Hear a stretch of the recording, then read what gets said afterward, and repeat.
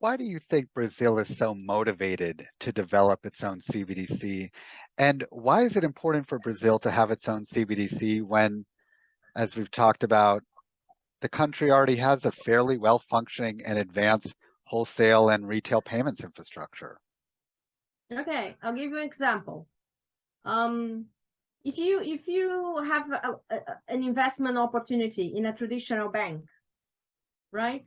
Okay, maybe you have to have like 1,000 reais to make this investment, good investment, but you have to have 1,000 reais, something like today, like $500.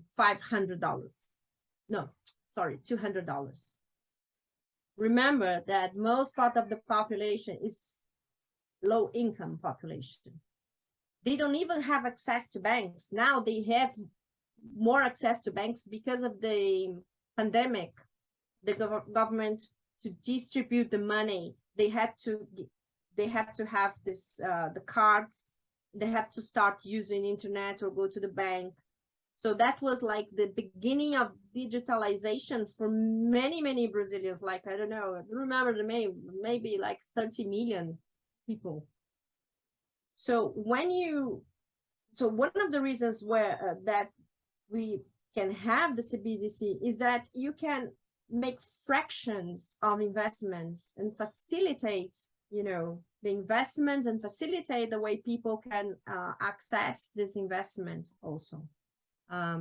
Services, again, they also talk about competition, more people in the market, fintechs, providing other services that they don't provide today, or they provide, but they are not as strong as the banks. Again, competition, bringing more people, democratize investment, democratize banking.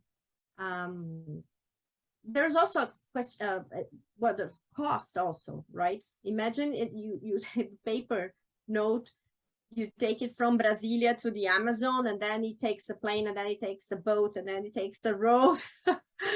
You don't need that anymore, right? There's also this issue, not this issue, but that's the point. So I think that they have the point for this currency, the digital currency. Well, let's talk about financial inclusion. One potential benefit of a retail CBDC is that it's touted to improve financial inclusion.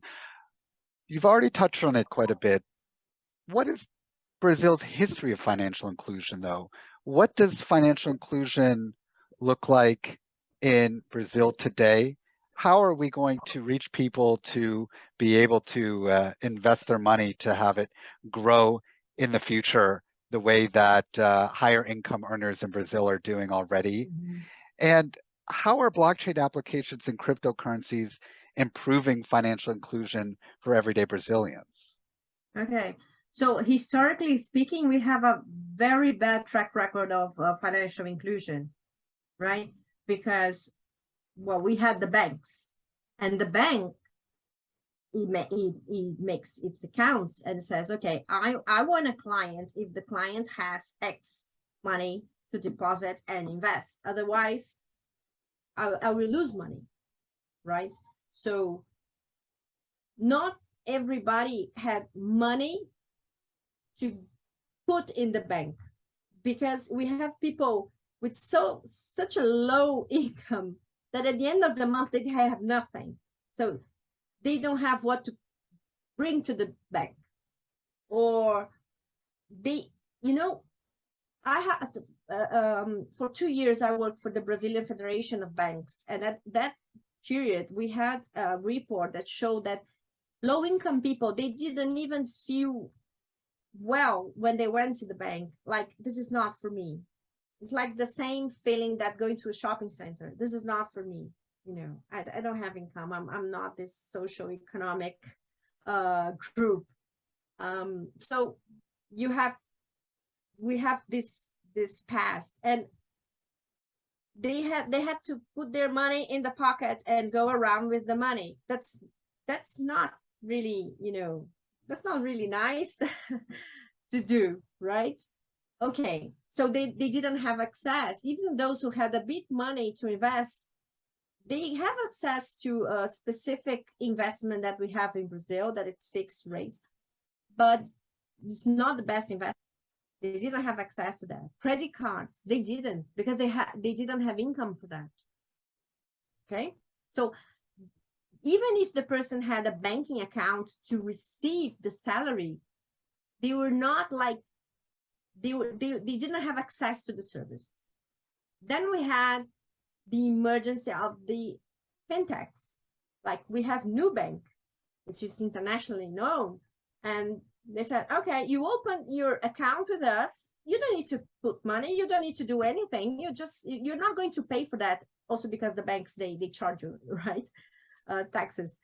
And they said, no, you don't need anything, just open a digital account with us, and you want a credit card, I'll give you a credit card. Actually, I think they started with a credit card, if I'm not wrong, but anyway, so it was easy. And they did that, and other fintechs, they did that, because they said there are people who need banking, they need services.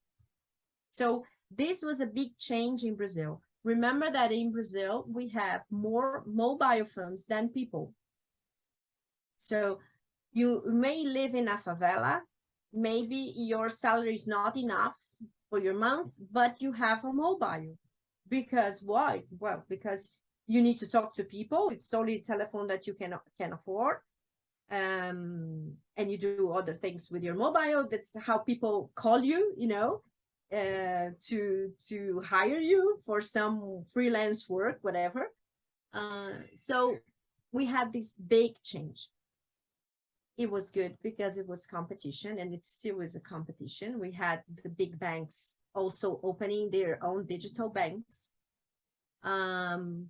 Some fintechs, they are now having, they are suffering the problems of being very big, but I mean, it's part of the game. And so I think that we made a big move in the last few years. The pandemic, as I said, for the very, very poor, we had this, this program of the government that pay some money during period of time, and people receive that with the card. They have to go to the bank, or they use their mobile. But there is still a lot to do, and that's when we think that crypto and CBDCs could help. Thanks for tuning in. If you enjoyed the video, hit that like and subscribe button and turn on notifications to stay up to date with us. We also produce a weekly newspaper packed with the latest Web3 news from emerging markets. The link to get access is in the description below. And if you really like the video, share it with your friends and leave a comment. We'd love to hear from you. Thanks for supporting the channel.